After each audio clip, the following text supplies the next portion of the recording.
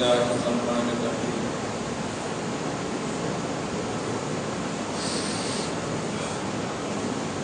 إن الذين آمنوا والذين هاجروا وجاهدوا في سبيل الله أولئك يرجون رحمة الله والله غفور رحيم. صدق الله العظيم. سورہ برکت کے لیے درود شریف پڑھ رضی اللہ عنہ سیدنا و شفیعنا محمد مولانا محمد صلی اللہ علیہ وسلم.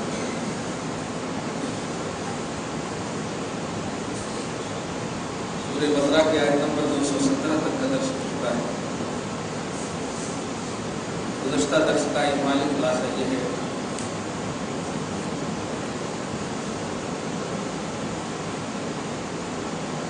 بے دین اور مرتد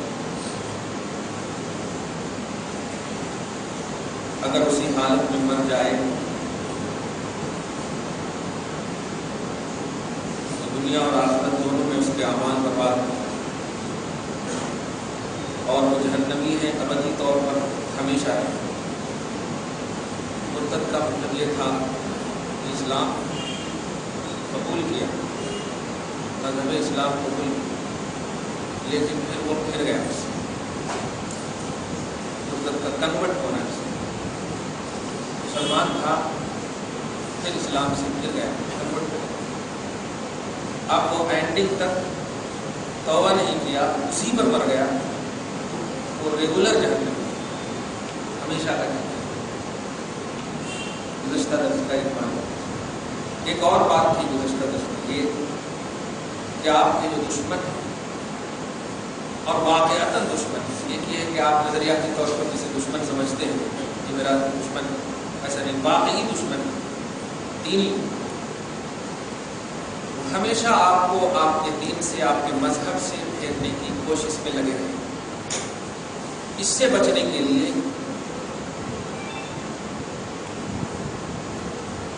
آپ کو اپنے اعمال پر ریگولرٹی اور کنٹینیوٹی کے ساتھ گامزن رہنا پڑے گا. یہی اس کا سب سے بیسٹ جواب ہے. اس کی طرف آپ توجہ نہ دیں، پھر جائیں. اللہ پاک آپ کو ہم سب کو بچائے. آج کی آیت کریمہ آیت نمبر 218 ہے. اس آیت کریمہ میں اللہ پاک فرماتا ہے بے شک وہ لوگ جنہوں نے ایمان لائے، والذین ہاجروا، اور وہ لوگ جو اللہ کی رضا کے لیے اپنا گھر بار سب کچھ چھوڑا. ہجرت کہتے ہیں دین کی خاطر ایک جگہ سے دوسری جگہ منتقل ہو، دین کی خاطر. صحابہ کرام کی دو کوالٹی ہیں، انصار اور مہاجرین. انصار ہوئے تو نبی پاک مدینہ گئے، جن لوگوں نے مدینہ میں رہتے ہوئے نبی کو مانا، ان کے دین کی مدد کی، ان کو انصار ہو. اور جو نبی کے ساتھ مکہ سے مدینہ گئے ان کو مہاجر ہو. ساتھ ساتھ گئے تو مہاجر، وہیں رہے سو جو مومن ہیں ان کو انصار ہو. تو دین کی خاطر ایک جگہ سے دوسری جگہ منتقل ہونے والے کو مہاجر کہتے ہیں. اللہ پاک فرماتا ہے وہ لوگ جنہوں نے ایمان لائے اور اللہ کی رضا کے لیے، اللہ کی خوشنودی کے لیے ہجرت، وجاہدوا فی سبیل اللہ، اور اللہ کی راہ میں مسلسل محنت کرتے ہیں. جہاد، قتال، یہ سب کا معنی بتا چکا ہوں. دین کی بلندی کے لیے 3 آپشنز ہیں، زبان سے، قلم سے، ہاتھ سے. تینوں سے آپ دین کی بلندی کر سکتے ہیں، جو آپ کو اویلیبل ہو کر سکتے ہیں. علماء قلم سے کرتے ہیں، جہاد بالقلم. مقررین جہاد باللسان کرتے ہیں. طاقتور جو ہوتے ہیں ہاتھ سے کرتے ہیں. بہرحال جہاد کے یہ پہلو ہیں، مگر جہاد کرنے سے پہلے اس کی شرط یہ ہے کہ دین کی بلندی سبب بلا وجہ آپ نہیں کر سکتے. کسی پر نہ مار کر سکتے، نہ ری مار کر سکتے. تو وہ لوگ جو ایمان لائے. اچھا، ایک اور اس میں یہ بات سمجھ میں کہ ہجرت بھی اس کو ثواب ملے گا ہجرت کا جو دائرہ ایمان میں رہتے ہوئے کرے. صرف ایک جگہ سے دوسری جگہ منتقل ہو پھر تو کفار بھی منتقل ہوتے ہیں، اس کو بھی مہاجر کہیں. نہیں، ان الذین آمنوا، بے شک جن لوگوں نے ایمان لایا اور ہجرت کیا. اس سے ایک بات، سب سے اہم بات جو آپ ابھی تک کیا ہمیشہ سنتے ہیں مجھ سے، وہ یہ کہ کوئی بھی عمل بغیر ایمان کے قابل قبول نہیں، کوئی بھی عمل بغیر ایمان کے قابل قبول نہیں۔ تو جن لوگوں نے ایمان لایا اور ہجرت کی اللہ کی رضا کے لیے، وجاہدوا فی سبیل اللہ، اور اللہ کی راہ میں مسلسل محنتیں کی، مسلسل جہاد کیا، مشقتیں کی اللہ کی راہ میں، اولئک یرجون رحمت اللہ، یہی وہ لوگ ہیں جو اللہ کی رحمت کے امیدوار ہیں۔ اس آیت کریمہ کا ترجمہ تو سن لیا، لیکن ایک فرقہ ہے جو بہت پرانا فرقہ ہے، وہ آج وہ فرقہ کا نام نہیں ہے، اس نے اس جیسے فرقے معتزلہ، میم عین تا زا لام گول ہا، معتزلہ، یہ قریب حضرت ابو الحسن اشعری، مطلب 1300 سال پرانا، 1300 سال بہت پرانا ہے معتزلہ۔ اس فرقے کا عقیدہ یہ ہے کہ نیک عمل کرنے والے کو اللہ ثواب دیتا، یہ اللہ پر واجب ہے، ایسا عقیدہ۔ اس کو عربی میں بولتے ہیں اصلح للعبد واجب، یعنی اللہ کے بندے اگر نیک عمل کرتے ہیں تو اللہ کے اوپر مطیع کو، اطاعت گزار کو ثواب دینا واجب ہے، اور اگر نافرمانی کرتا ہے تو عذاب دینا بھی واجب ہے۔ یہ ان کا ایک عقیدہ، اللہ کرم ہے سب کا ایسا عقیدہ نہیں ہے اور نہیں ہونا بھی چاہیے۔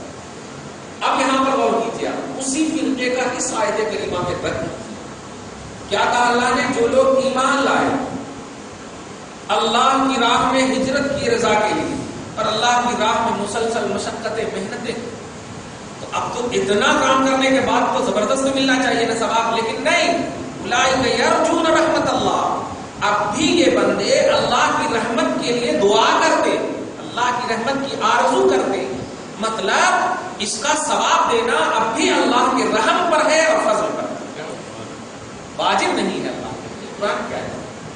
ذہن میں آپ ہم سب جو بھی عمل کرتے ہیں، اس عمل کا بدلہ لینا یہ اللہ کے ذمہ کرم پر ہے۔ آپ یہ عقیدہ نہیں رکھ سکتے کہ ہم نماز پڑھے، حج کرے، کیا آپ نہیں دے رہا اللہ، یہ ہرگز نہیں رکھ سکتے۔ یہ فرقہ معتزلہ کا عقیدہ ہے جو گمراہ فرقہ ہے تمام مسالک اور مقاصد، جو اللہ کے اوپر واجب کا عقیدہ، اللہ پر کوئی چیز واجب نہیں ہے۔ اب جہاں پر واجب کا لفظ استعمال ہوتا ہے مراد ہے ذمہ کرم، جہاں پر واجب کا ورڈ استعمال، جس نے نبی پاک صلی اللہ علیہ وسلم، جس نے ابھی ایک حدیث پاک میں اچھے بولے، جس نے اذان کے بعد یہ دعا پڑھی ان کے لیے مطلب میری شفاعت واجب ہے، تو واجب کا معنی وہاں پر ثابت ہے۔ ایسا نہیں کہ اگر نبی پاک اگر نہیں دیں گے شفاعت تو گنہگار ہو جائیں گے، ایسا نہیں، جیسے ہم لوگ واجب چھوڑ دیتے ہیں تو گنہگار ہو جاتے ہیں، تو یہ واجب نہیں ہے، واجب کا معنی ثابت ہے ان کے لیے شفاعت، نبی پاک کے کرم سے ان کو شفاعت ملے گی۔ تو اللہ کے لیے جو واجب کا فرض کا جملہ کہیں پر بھی استعمال ہوتا ہے تو اس سے مراد یہ ہے کہ اللہ اپنے ذمہ کرم میں اسے لے لیا ہے، ڈائریکٹ ان کو عطا فرمایا۔ اس عقیدے سے یہ معلوم ہوا مومن بڑے سے بڑا عمل کر لے، ہجرت تو بہت بڑا عمل ہے، آپ اپنی بلڈنگ چھوڑیں گے، اولاد چھوڑیں گے، اقربا، اعزا، معاشرہ، سوسائٹی، ملک، سب کچھ چھوڑ رہے ہیں آپ، یہ تو بہت بڑی قربانی ہوئی نا۔ اتنی بڑی قربانی کے باوجود آپ کو کمپلسری عقیدہ نہیں رکھنا ہے کہ ہمارے کو ملتا اللہ کی طرف سے، نہیں، دیا اللہ تعالیٰ تو الحمدللہ، ایسا کرنا۔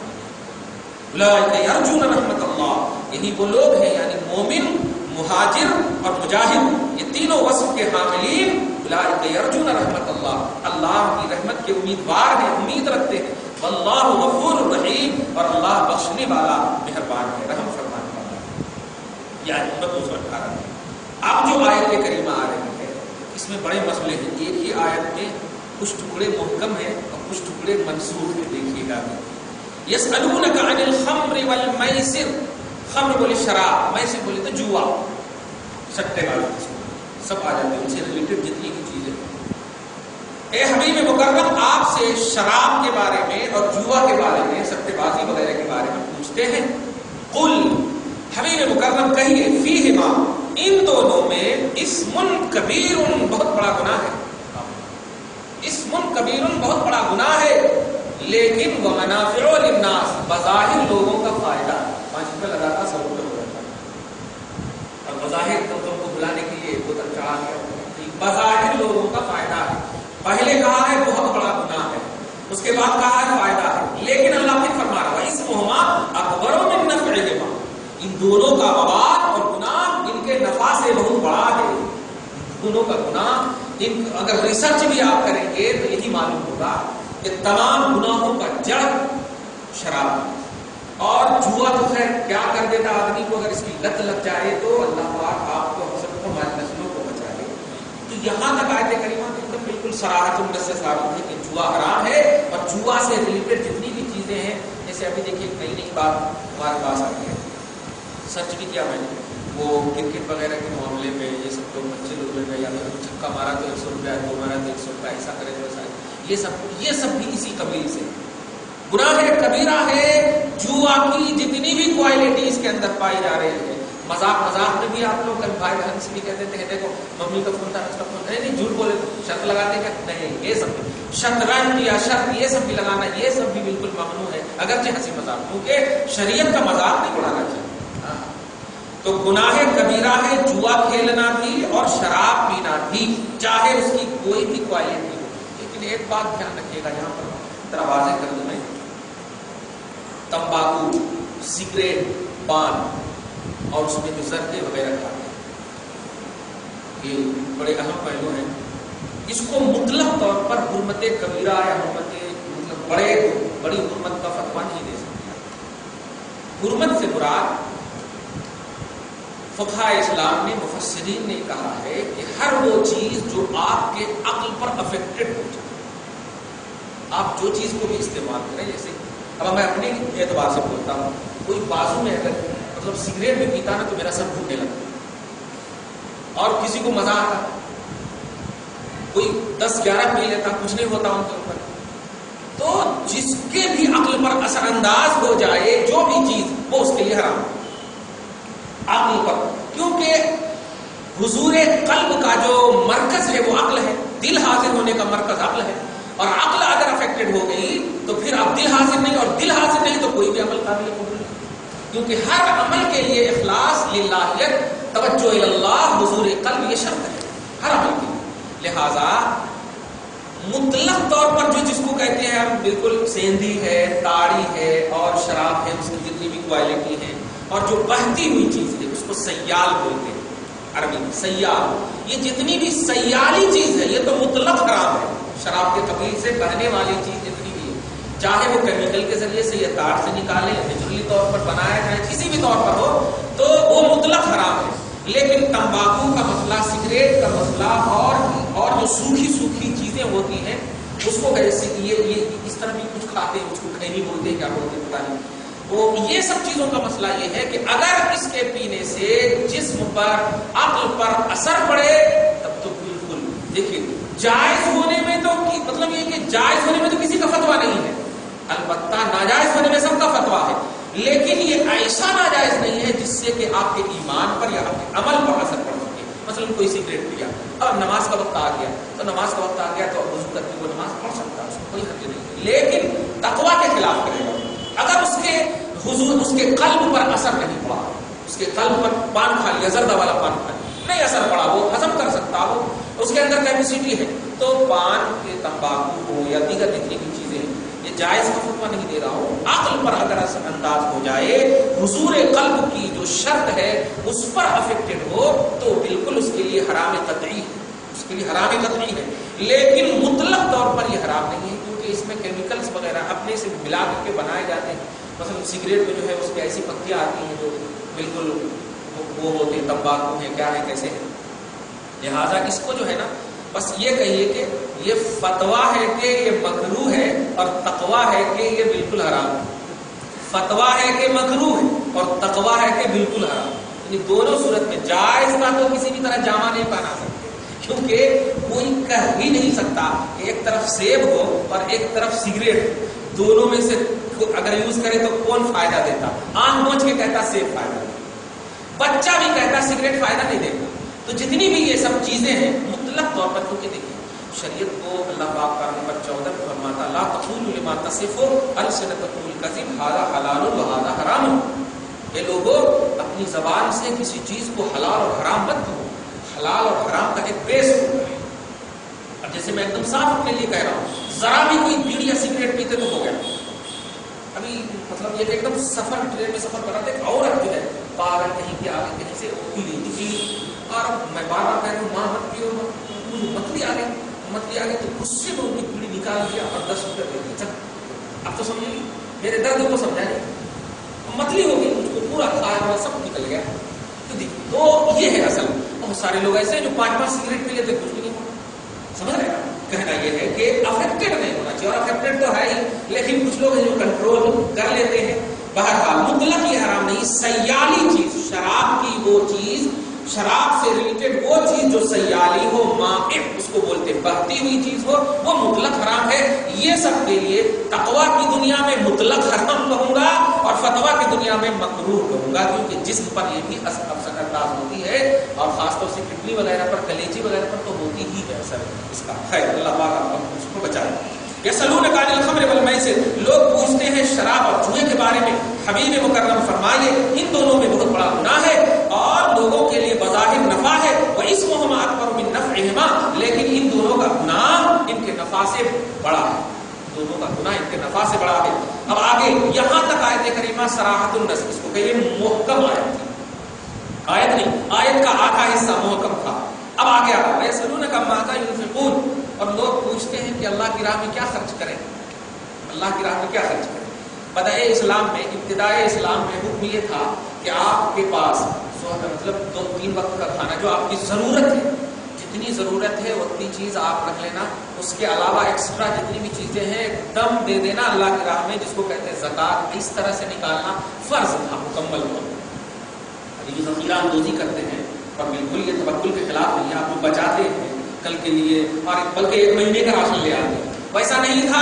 एक दिन ज़रूरत के तहत जितनी भी आपके पास है इतना आपके पास रहना, उसके अलावा एक्स्ट्रा जो भी है वो दे देना फर्ज था।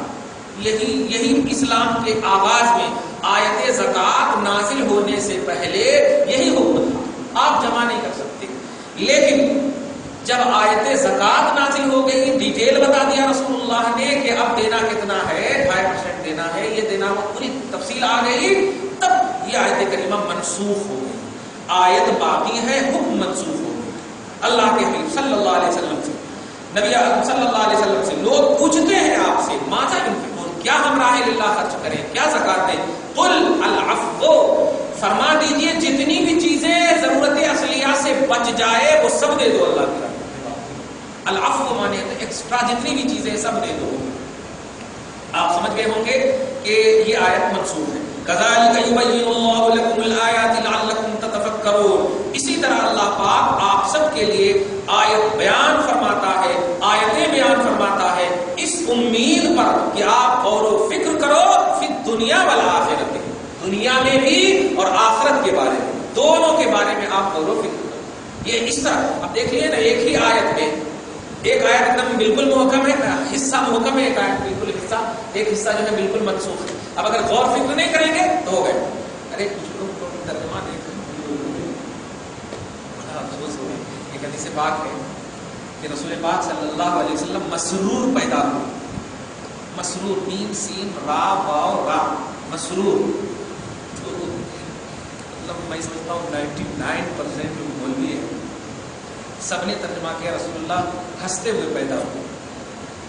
लेकिन आप गौर कीजिए कि मसरूर जो है ना, सीन रा और गोलता, सुर्रा माने होता है नाव, माना है वहां रसूल पाक सल्लल्लाहु अलैहि वसल्लम नाव कटे हुए पैदा, मुंबई कटा हुआ था, ये माना है वहां, हंसते हुए पैदा हुए देखिए। तो ऐसे ही अब इस आयत करीमा में देखिए क्या कहा हबीब मुकर्रम, आपसे लोग पूछते हैं कुल अल अफ़्व, आप कह दीजिए लोगों को माफ करो, लोगों को माफ करो। ये कोई खर्च करने की चीज है? तर्जमा में भी बहुत सारे देखा, बड़ा अफसोस हुआ, लेकिन पूरी तहकीक के बाद समझ में आया कि नहीं, अफ़्व का माना होता है ज्यादती, अफ़्व का माना होता है एक्स्ट्रा। इसको आप माफी का भी माना आप देखिए ना भाई, कि अब फर्ज कीजिए कि आपने जुल्म किया या हमने जुल्म किया, अब जुल्म किया तो ये ज्यादती किया, अब ज्यादती का जवाब अगर आप ज्यादती से दे रहे तो ये अफ़्व नहीं, आपको माफ करके देना होगा। देखो इस ज्यादती को हटा देना, इस ज्यादती को हटा देना, यही माफी हो गई। तो एक्स्ट्रा का पहलू इसके अंदर है बहरहाल। कुल अफ़्व, आप कहिए कि معافی مطلب ایکسٹرا جو بھی ضرورت اصلیہ کے علاوہ بچ جائے، اسلام کے آغاز میں تھا آیت زکات میں، اسے کیا کرنا، اسے منسوخ کر دیا۔ آگے دیکھیے تو اللہ پاک جو ہے آیتوں کو بیان اس لیے فرماتا تھا کہ آپ دنیا میں بھی غور و فکر کریں اور آخرت میں بھی غور و فکر کریں، سڈنلی فتوا نہ لگا دیں، غور کریں اللہ پاک کہہ رہا ہے۔ اچھا ایک اور نقطہ ہے فی دنیا، ٹھیک ہے دنیا میں تو پوری ریسرچ کی کتابیں آپ اپنی اکیڈمی میں لا سکتے ہو، لیکن آخرت میں بھی غور کریں۔ آخرت میں غور کرنے کے لیے تو آپ کو آخرت والے نبی کو لینا ہی ہوگا نا، کیونکہ آخرت کا تصور تو سوائے نبی کے کوئی دے ہی نہیں سکتا، کتابیں دے نہیں سکتی، کیونکہ وہ تو آخرت ہے کہ دنیا میں کتابیں لکھی جا سکتی ہیں، دنیا میں کتابوں کا سہارا لیا جا سکتا ہے۔ لہذا غور کرنے سے یہ بھی غور طلب بات ہے کہ اللہ بیان فرماتا ہے اس امید پر کہ تم غور کرو، دنیا میں غور کرنے والے تو کتابوں کے حوالے سے بہت آپ کو پیش کر رہے ہیں، لیکن والآخرت، آخرت میں بھی غور کرنا مراد یہ ہے پیارے، سڈنلی آپ جس طرح سے جو امت میں پیش کر رہے ہو اس کا انجام اخروی بھی دھیان میں رہنا چاہیے کہ کیا ہونے والا ہے، اخروی بھی دھیان میں ہونا چاہیے۔ بڑی تکلیف ہو جاتی ہے جب اس قسم کی باتیں اور حرکتیں ہوتی ہیں، نبی کی حدیث کے حوالے سے جب نبی کو ذکر کیا جاتا ہے تو انتہا ہو جاتی ہے تکلیف۔ اب آپ خود سوچیں کہ رسول اعظم صلی اللہ علیہ وسلم، جیسے ہی آپ نے کہا صلی اللہ علیہ وسلم، مانا ہے اللہ پاک ان کے اوپر رحمت نازل فرمائے، ان کے اوپر برکت نازل فرمائے، ان پر سلامتی عطا فرمائے۔ ایک امتی رسول کو فرماتے ہیں جو شخص میرا نام لے اور میرے اوپر درود نہ بھیجے وہ بخیل ہے۔ اس میں کوئی بھی نہیں، بڑی بڑی کتابیں لکھی گئی ہیں فضائل کے باب میں، فضائل درود کے باب میں، ذرا سے بھی غور کرتے ہیں کیسے آپ عقیدہ رکھ سکتے ہیں کہ نبی مر کر بھی امید ہے؟ جو امتی نبی کا نام لیتے ہی اللہ سے یہ ریکویسٹ کرے اے اللہ ان پر رحم فرما، ان پر درود نازل کر، ان پر رحمت نازل کر، ان پر سلامتی نازل کر، جو مل جائے گی مر کر مٹی میں معاذ اللہ ختم ہو جائے گی، ان پر رحم کا کیا تصور ہے؟ چھوٹی سی بات ہے، انسان زائد مر جائے تو اب مرے ہوئے اس پر رحم کریں گے؟ رحم کا تصور تو زندہ پر ہوا کرتا ہے نا، سلامتی کا تصور تو زندہ پر ہوا کرتا ہے، جو مر جاتا ہے ان کے لیے دعا کی جاتی ہے، ان پر رحم ہے۔ صلی اللہ علیہ وسلم، اے اللہ ان کے اوپر رحمت نازل فرما، ان کے اوپر، ان کو رحم نہیں، ان کے اوپر رحمت نازل فرما۔ اس کا مطلب ان کا رہنا ضروری ہے تاکہ رحم ہو اللہ، ٹھیک ہے نا؟ ایسا امتی بنا بہت تکلیف ہو جاتی ہے۔ اس لیے اللہ پاک فرما رہا ہے کہ دنیا میں ریسرچ کرنے والوں، تفکر اور فکر کرنے والوں سنو، صرف دنیا ہی تک اپنی فکر اور اپنی ریسرچ کو دی اینڈ مت کرنا، والآخرت، آخرت کو بھی تصور میں رکھ کر کے فکر پیش کرو۔ آگے وَيَسْأَلُونَكَ عَنِ الْيَتَامَىٰ، اس آیت کریمہ آیت نمبر 220 میں فرماتا لوگ آپ سے پوچھتے ہیں یتیموں کے بارے میں۔ کمال یہ ہے کہ کوئی ایسی آیت نہیں ہے جس میں ڈائریکٹ یہ مسئلہ ہو کہ لوگ قرآن سے تلاشتے ہیں، لوگ قرآن سے دیکھ کر مسئلہ اخذ کرتے ہیں، لوگ یہ کرتے ہو یعنی کتاب سے پوچھتے ہیں، نہیں یسألونک، اور کا تو اتنے اچھے سے سمجھ گئے ہیں آپ کے کیا کہنا، یسألونک، لوگ آپ سے پوچھتے ہیں حبیب مکرم، کمال ہے، آپ سے پوچھتے ہیں حبیب مکرم، مسئلہ مطلب کتاب کا اعتبار، کتاب کا اعتماد یہ ذات محمدی کے بعد ہے، آپ سے پوچھتے ہیں، پہلے ہے کتاب میں یہ بات لیکن پوچھتے ہیں رسول سے، کمال ہے، کتاب میں نازل ہو گئی تو کتاب سے پوچھنا چاہیے نہ جا کے، لیکن نہیں، وہ جانتے ہیں کہ کتاب کی تشریح کا نام محمد رسول اللہ ہے، کتاب کیا ہے کیسے ہے مجھے نہیں معلوم، رسول آپ سے پوچھتے ہیں عن الیتامیٰ،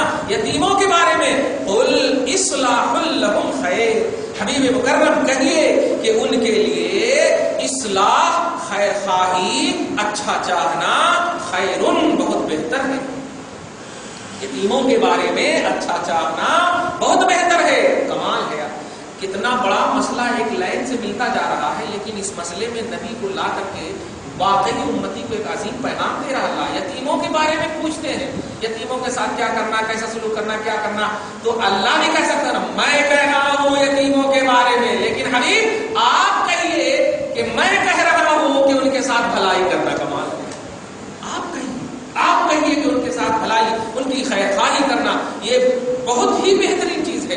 ہوتا کیا تھا یہ آیت کریمہ،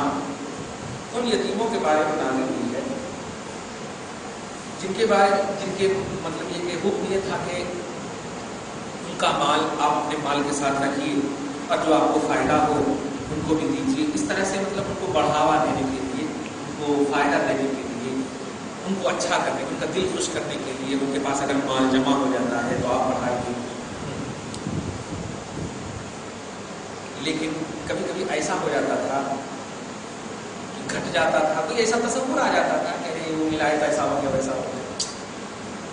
اسی کی رد کی آیت کریمہ نازل ہوئی ہے. نہیں، تم ایسا مت سمجھنا کہ اس کی وجہ سے ایسا ہوا.